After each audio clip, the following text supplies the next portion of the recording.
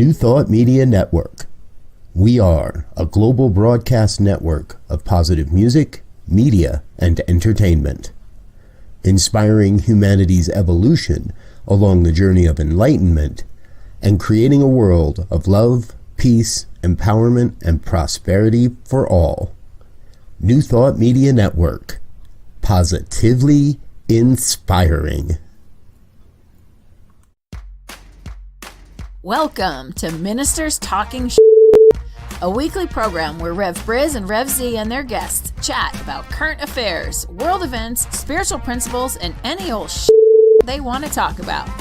Based on the New Thought philosophy and ancient wisdoms, Ministers Talking shares a visionary perspective of the evolving spiral called spiritual living. Join us each week as we explore the emerging paradigm of life on planet Earth and beyond.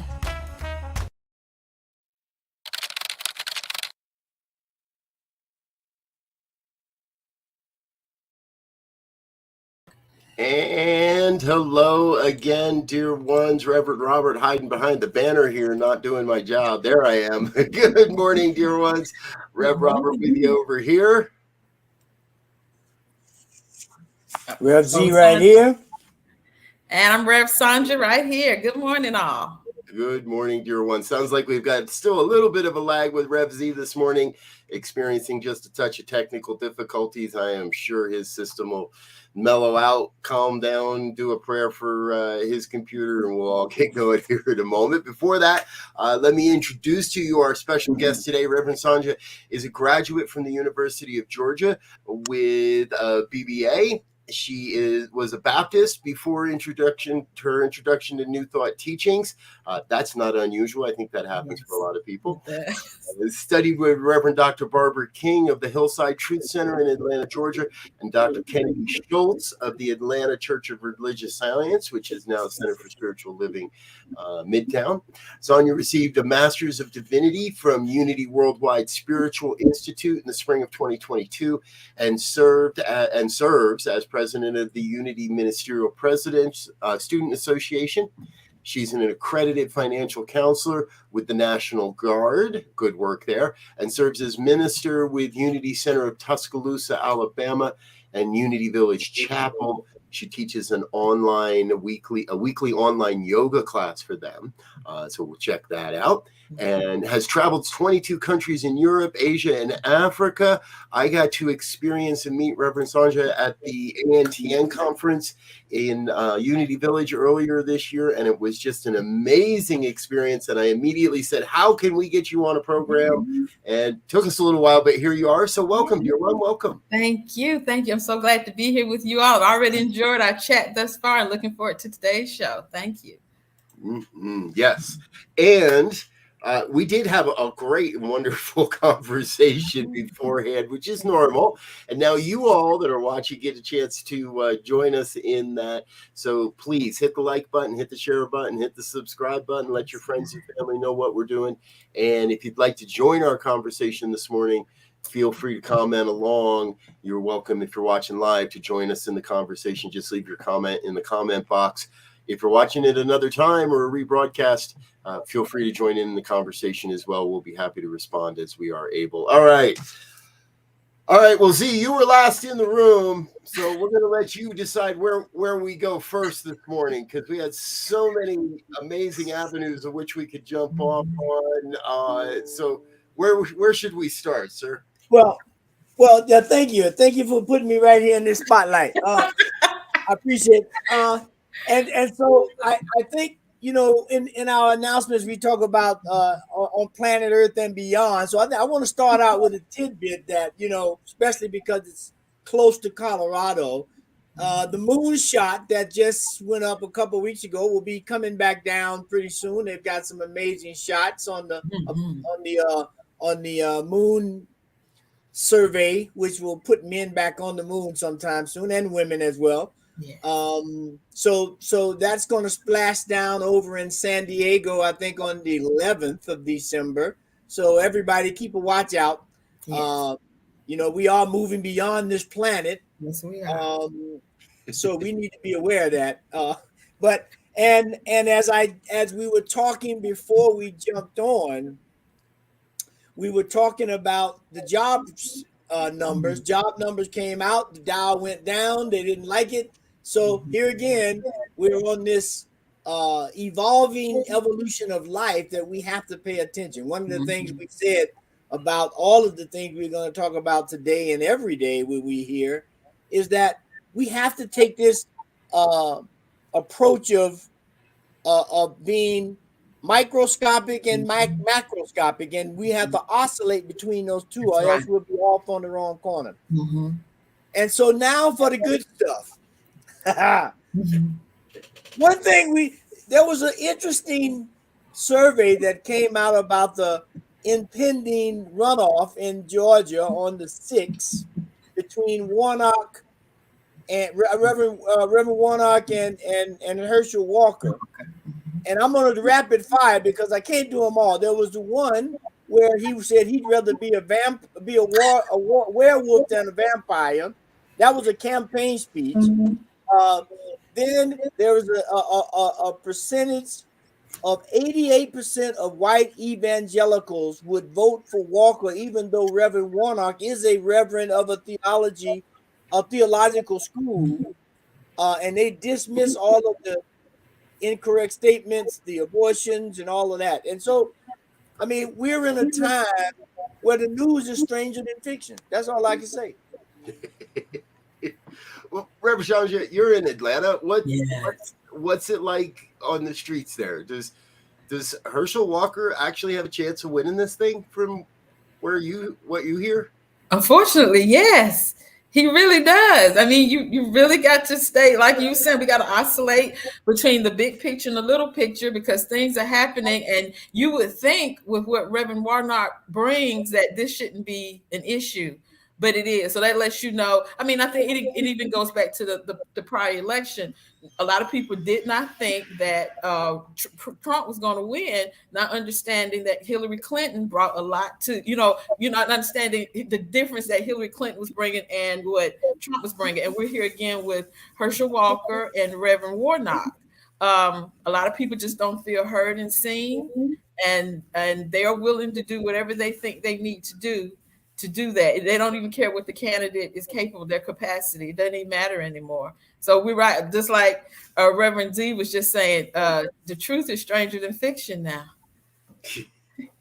When Walker, and I'm going to give it to it, folks, right? The man's been hit in the head a lot of times.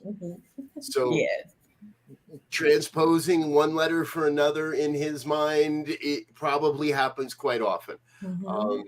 But he stood in front of a crowd and he said, this erection is for the people, meaning election. We understand. But it was in that moment that it struck me. And I think it was Plato was the original one that said to ignore politics is to be ruled by lesser men. Exactly. Yes. And when I saw that gaffe, my first thought was, how many highly intelligent people are going to allow themselves to be ruled by lesser men by not paying attention here, or by just, oh yeah, he's, that's Herschel, he's like that sometimes, or whatever their excuse is for not standing up and saying, this is wrong. This man doesn't have the intelligence, he doesn't have the intellect, he doesn't have the history, he doesn't have, if this was a true job hunt, he doesn't have the resume to even get past the screener. He doesn't have the resume to get past the phone screener, let alone get to the job interview. And it seems like a lot of people are just settling and being willing to be led by and ruled by lesser. It reminds me of what Dave Chappelle said on his most recent Saturday Night Live skit. He said he's observantly stupid. And so, and that's the case. But I think it goes back to a bigger picture we were talking about earlier. There's a certain group that wants what they want, and he will be their puppet. And so they have no concern for how he presents. He represents something bigger for them. And if they can get him through the people and all the you know, like you said, I don't care what happens. I'm more concerned about my day to day. Let them deal with that. If I can get past all these people who are, you know, nonplussed, then I get my candidate in and I get to control. Because think about it. I mean, if I can control all these people, one generation, couple, maybe just one generation. And because that was another thing someone told me, oh, somebody put 50 to 150 million dollars into the campaign. That's a drop in a bucket for what they reap if they can pull this off. Yeah. That's nothing. True. You know, yeah, small down payment for a great investment. Yeah. And you know, and you know, before we move to something else, and we think about this whole thing about being that statement that Plato made about politics, it's very important that we pay attention because two things I'll bring up. They've extended they've suspended, as some of you already know, the loan forgiveness for students, which, you know, that's a political issue right now because they're saying the president didn't have the executive authority to do that and it's not fair. But there was nothing said when we bailed out the banks or when we bailed out the auto industry. Yes. And they were and it's going to be a lot. It was a lot more for them than it's going to be for these people who have gone and get an education to support the system. The other thing, just look at the strike that was just avoided by the railroad workers. Now, fair enough, we didn't want that to happen because that would be $2 billion a day loss. But here are people who work out in the elements with no paid sick leave. You go figure. I didn't even know that was still happening. I mean, wow. You know, that's crazy. Yeah. America has a really short attention span, especially when it comes to things like human rights. Yeah. We're all real quick to jump on the next bandwagon and not worry about whether the one we were just on ever makes it across the finish line or not. So, like, I hear you, Z, right? We can't, it would be incredibly detrimental for the railroads to stop in this country. And so now we're saying, yay, Biden saved the day, but there's still hundreds and thousands of people living in oppressed situations because of that. Yeah. So it's a very bitter, to me, it's like a very, very bittersweet. And now there's people calling for wildcat strikes on the railroads to make this right. We're perpetuating the problems. It seems we don't find our way to solution. We just find our way into different problems, and we only focus on certain groups. We still haven't moved to the place where we see we're good for all. I mean, this is the time of year we say peace on earth, goodwill toward all men. Okay, let's put some juice with that. Let's mean that. Unless you're black or conservative or liberal or gay or happen to be Jewish or what other marginal group is in the news today. Because you're right. I mean, here we are, folks. We're back to our favorite bandwagon. How white supremacist am I? How much we all have to play this game in this country now? How much of a white supremacist are we, and are we allowed? Are we willing to allow? This whole thing with Kanye points in that same direction.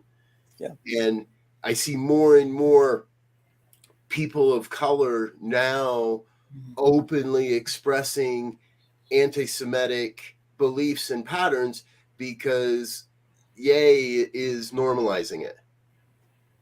And there is this huge morass, I believe, of these overtly white supremacist views that I think people are trying to wash down, if you will.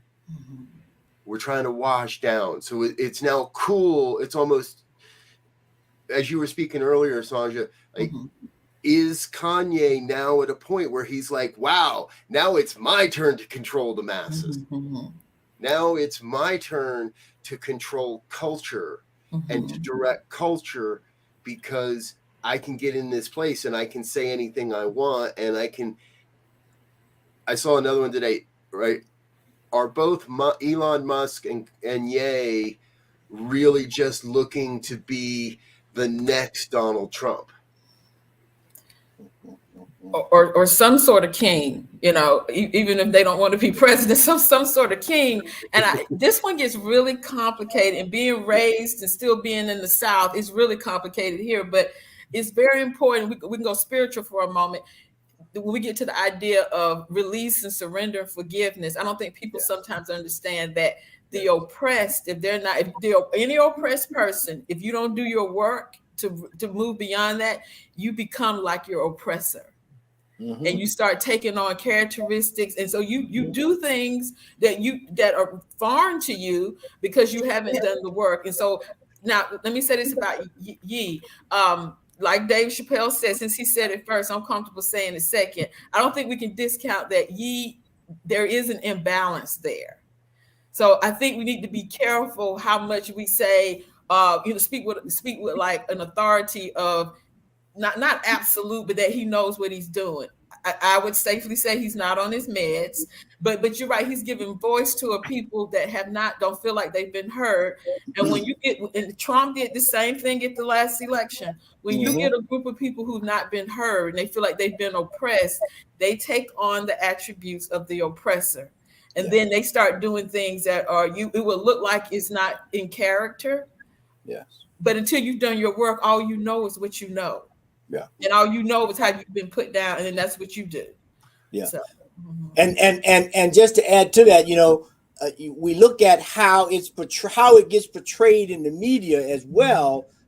We've recently had Ye and Kyrie, and they even came at Dave Chappelle a little bit about that monologue on Saturday Night Live, right, as being anti-Semitic. Mm-hmm. However, something that was in the news today, and it'll be in there for the next couple of days. There's this whole article on Jerry Jones, the owner of the Dallas Cowboys, and with a picture of him being at a desegregation rally to not let blacks into schools in Arkansas. Now, he was 14, long time ago, people would say. However, they drag up stuff for black athletes and entertainers. They don't care how long it's been. And they want them to answer for it, and they want them to speak to it, whereas there's a double standard. And whereas that would be in every tabloid, paper, media, whatever, this is getting, the article was written in the Washington Post, I think, the original article that they got this from. But it's not the same treatment. And so again, I agree with you, Rev Sonja, that you become your own oppressor, or you begin to act like the oppressor when all you know is oppression. Right. And you come back, I think you come back to a very, very valid point as well, is have I done my work? Right. Another thing I saw, another quote speculation, and let's real quick throw out a word of gratitude for Ye, because he gives us great examples for all the rest of us to armchair quarterback and evaluate and determine, his mental health and his emotional health and where he's going politically. And he gives us this opportunity. Yes. Somebody was speculating that most of his current behavior and willingness to express these beliefs began about the time his mother died. Yes.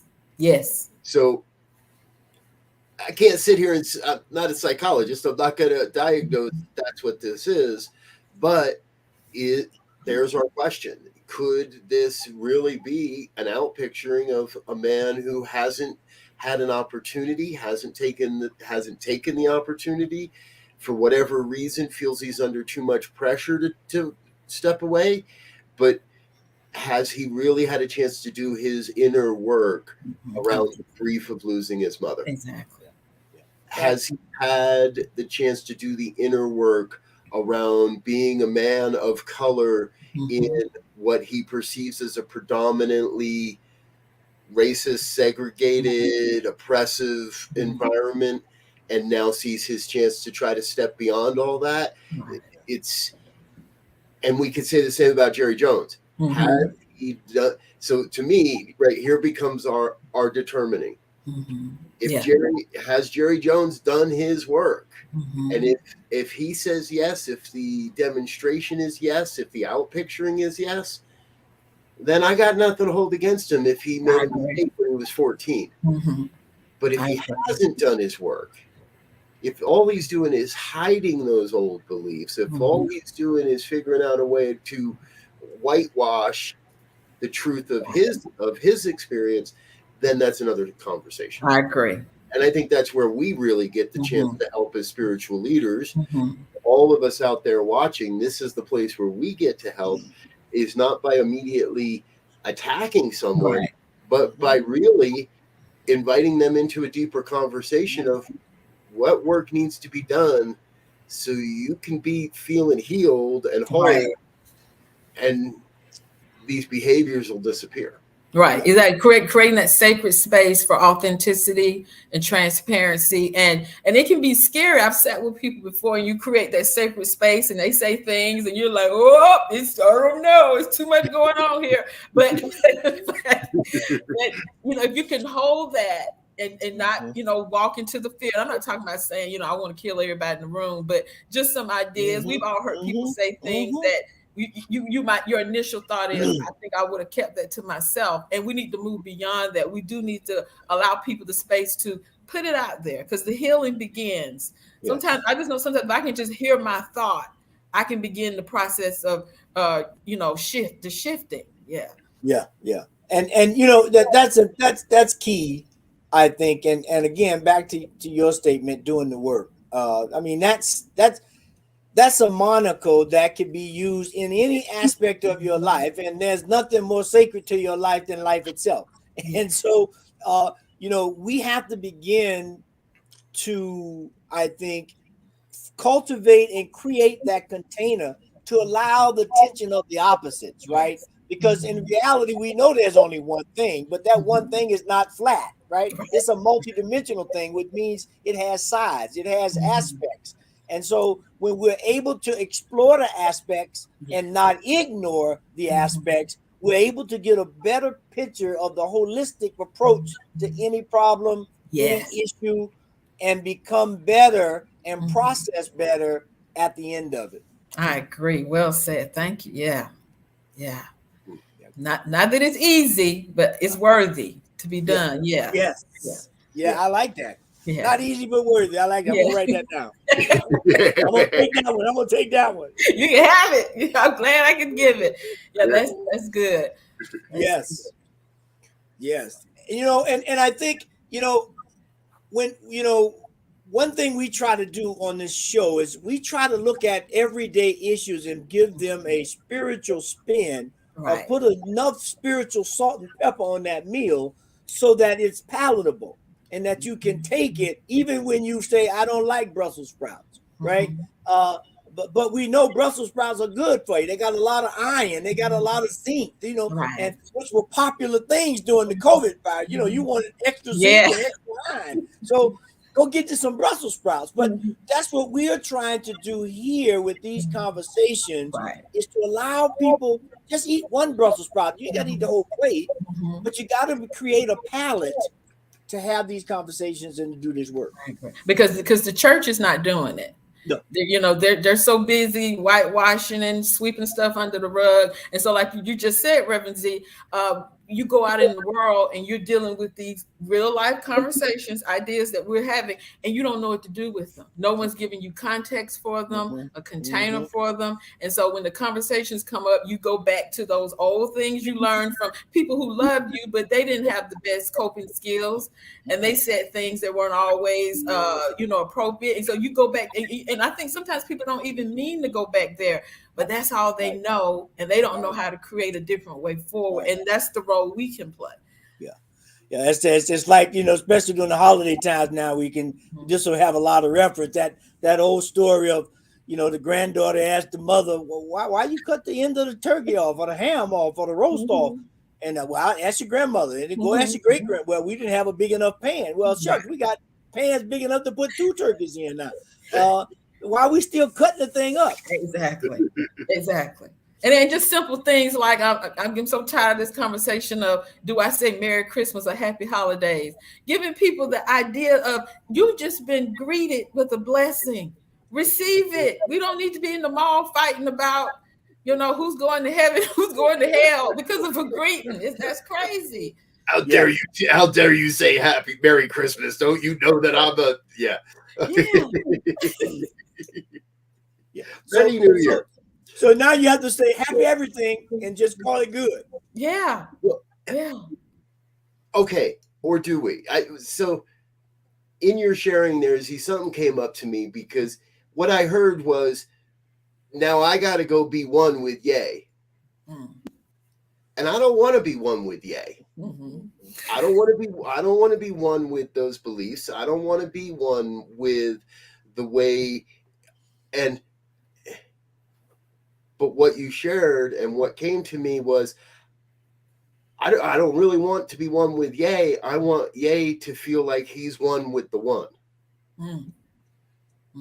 Because if he felt like he was one with the one, then this one wouldn't have a problem being with him. It wouldn't have a problem being, I guess, more willing to hear his side of his perspective, his version of the story, as it were. Right. So are we really asking people to say, it isn't just going along to get along?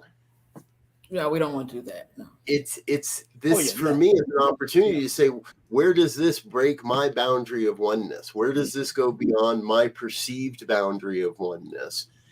And can I see, even for a moment, maybe not all day, maybe I'm not going to eat the whole plate of Brussels sprouts, but I'm going to take one of those Brussels sprouts and I'm going to look at it and I'm going to find some gratitude and I'm going to find some appreciation, and I'm going to say, okay, maybe I don't agree with what he's saying, but is he waking up a generation of young Black men to believe that they could have a powerful voice in the national conversation as well? Yeah. If that's what's going on here, amen, hallelujah, I can be one with that. I can't be one with the anti-Semitism. No. I can't be one with the other things. But if I can find one thing that I can be one thing with, then that reminds me that we really are all one. And even though I may not appreciate my brother's behaviors, I can recognize there's a call there for something. Right. But and that just to juxtapose to that, there goes the statement, but for the grace of God go I. Yes.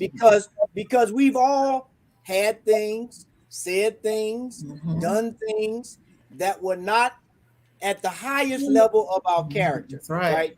That did not represent the highest level of our belief. And so and more important than the belief, the highest level of our knowing, right? Because beliefs can change, but a knowing is something different. And so when we forget that we operate from a place of knowing, when we're open, when we're receiving, when we're forgiving, when we're humble, and we allow ourselves and others to make mistakes or to be off the rails completely, right? I was off the rails a bunch of times, trust me. Somebody gave me some grace to get back on. Now, you don't want to just let them continually be right. Okay, because at that point, I gotta make some decisions, or it's going to be destructive. And so again, it opens up this opportunity for us to have, as Rev Sonja said earlier, some real open, authentic conversation. Because if I don't know I have an illness, I can't fix it. Yes. Yeah, and I'm thinking, I like your analogy about the Brussels sprouts, and maybe, because I didn't think about the idea that he may be activating a younger group, not to take on his belief, but just to speak, to know that they have a voice. So maybe I'm taking that Brussels sprout and I'm covering it in some mashed potatoes. Yes. And then I'll eat. I can, it's palatable. I can take it that way. But it's movement. Deepak Chopra says, time is the movement of thought. Yes. So we may not always like the way it's moved, but it could still very much be movement. And I think that's what we have to remember. And I'm even thinking about like vegans, and I have nothing against vegans, but one thing I don't like is if you eat any meat, they think you're evil. And so once again, you can't be so tied to your idea of the truth that other people aren't allowed to have theirs. But I also want to touch on the idea of we can't let people just have ideas and sprout philosophies that hurt others. And I think this become important for those of us. We have to have the courage to pull people aside and say, I love you, but I don't like what you just said. I don't like what you just shared. And I want you to know, because sometimes silence is acceptance. It would have been interesting what would have happened with Hitler.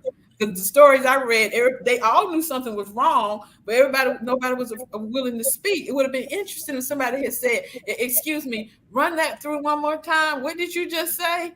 No, me and Betty back here don't agree. It would have been interesting if he had gotten any pushback. What would have happened? Yeah, yeah, and from that perspective, I think those of us who are spiritual leaders or are conscious leaders, there's the spiritual saying that all things work together for the glory of God. That's right. So that means nothing gets excluded. Everything has its place, but it takes those people who can put it in perspective, who can actually differentiate between a cold and COVID, right? To make a decision on what the treatment is. If I got the COVID and I think it's just the flu or a cold, I could be off the planet, right? So we have to look at life in this same way. We can't give the same diagnosis for every problem or the same medicine for every problem, because it's not going to work. We have to do some exploratory work. We got to ask the questions. We got to say, no, that this is not a cold. It might be the flu, but it definitely ain't a cold. Or no, it's not a flu, it's COVID. Or it could be something totally, it's a respiratory thing. But we have to ask the question. When you go to a doctor, you don't want the doctor to just give you the same prescription he gave you when you stomp your toe and your head is hurting. That's what we have to do as spiritual leaders, is we have to be willing to stand in that fire like Daniel did and come on through. I mean, Daniel was in the lion den, rather, but we have to be able to stand in that lion den, rather, and come through it. Yeah. Folks, it does look like we've had just a touch of technical difficulties with Reverend Sonja. I trust she is working to get herself back into the program here. We're going to keep going and trust she makes it back in time for us to say thank you. We are coming up close to, there we go. Okay. There we are. Technical difficulties alleviated. See, that's how it works, folks. Something happens, you don't like it, you do a quick prayer, and it fixes itself. That's right. Yeah. So, we're deep in the lion's den. Yes. So, as you kind of let off there, Z, right? We're deep in the lion's den. And I agree with you. As spiritual leaders, now more than ever is the time for and not just leaders. I agree. Everyone with this philosophy. We use that term spiritual leaders, but it really takes all of us. Yeah. And if you're sitting in the chairs of a New Thought Church on Sundays or a center or watching online or in any way involved in this philosophy, please know you are a leader in the world of thought on this planet. You are leading the thoughts that are creating and shaping the experiences. So your prayers are equally important, equally valid to anyone that's got a reverend or an RSCP or whatever initials anywhere before or after their name. And you're necessary too. And I really believe this is the calling. This is the time where New Thought gets to step up and say, okay, we have a different vision. Yeah. We're not going to fight against these guys. We're not going to rail against them. We're going to call them out. We're going to call them in. We're going to let it be known when we don't agree and when what we see doesn't work. But I think the real focus is let's keep ourselves focused on moving forward. Moving forward and claiming the seat at the table, claiming a seat and not just sitting down, having something to say about the menu, what gets served, the foods that are served. I don't think we've known our power, but I think it's time for us to step into having a higher idea of our power and what it can do. Yeah, like the verse in Hamilton. I want to be in the room where it happened. And That's right. There you go. The only way to do that is you got to be prepared and you got to be willing to go to the table. That's right. That's right. And and the human ego of me says, "Ooh, does that mean we get to take the white supremacists' seat? Can we kick out the white supremacists and take their seat at the table?" Mm-hmm. But if you've been following the conversation, folks, that's not how it works, and that wouldn't work. No, we can't take them away from the table. No. We have to come and step up to the table ourselves and say, and then let them see the vision that we have and let them be transformed. Ostracizing and kicking any group and just kicking them to the curb and saying, you guys go live in that camp over there, doesn't solve any of what we're talking about. To truly experience absolute oneness, we need integration.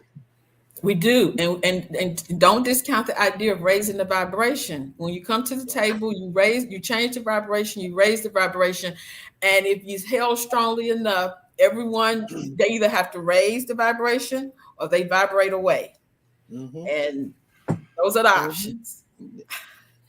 And see, and that is knowledge. That is a knowingness, because we've seen it happen.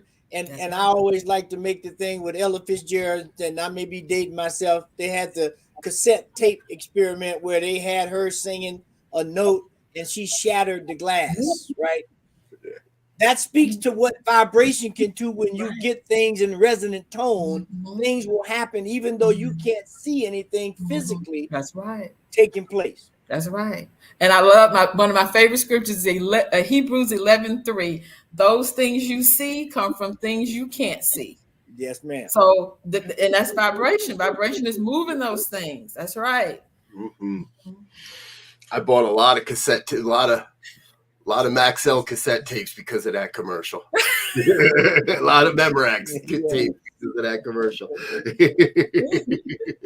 Thanks for bringing back that memory, sir. Yeah. Folks, we're almost for us to almost wrap it up here. But before we go, we've got a couple things we always like to do. Number one, Rev Sonja, I hope you'll come back and join us again. I will. It's fun. I didn't know what to expect. Yes, we got to do it again. Got a couple of more times. Yeah. Well, based on some of the comments we received, it looks like the audience really likes you and really enjoys you being here. And I've had a great time. I know, Z, I think you have as well, I can tell. Oh, without a doubt. So we're really happy you'll be able to come back. Yes. Before we do go, folks, we do still have our final thoughts for the day. But before we do that, we'd also like to do a quick thank you to everyone that makes this network possible. New Thought Media Network is a 501c3 nonprofit organization. We survive completely on your donations and organizational sponsors. So please stay with us while we say thank you to all those folks, and then we'll come back with our final thoughts. Stay tuned. On behalf of everyone at New Thought Media Network, thank you for being a member of our virtual family. Your financial contributions help share the New Thought message with people from around the world. Please visit and contribute at www.ntmedia.org/donate. New Thought Media Network, come be you. And please like, share, and subscribe. Until next time, peace and blessings. And thank you to everyone that makes this network possible. If you're with us here on a Friday, please stick with us. We've got a full day of programming coming up next in just a handful of moments.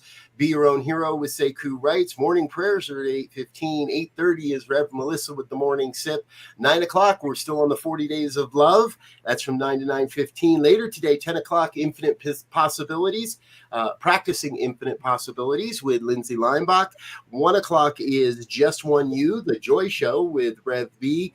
I'll be back at 5 o'clock with the good news. And Pastor Michael will be here at 6 o'clock with the Fireside Chat. 8:15 p.m. wraps up our prayer time for the evening and our daily programming. All right, before we go, we'll say thank you to a couple of people. Thank you, sir. I'm not sure how to pronounce your name, so I don't want to mess it up. James, yes, the hat is out. I'm allowed to wear this hat 1 month of the year. You've guessed what month it is. You'll see it throughout the month.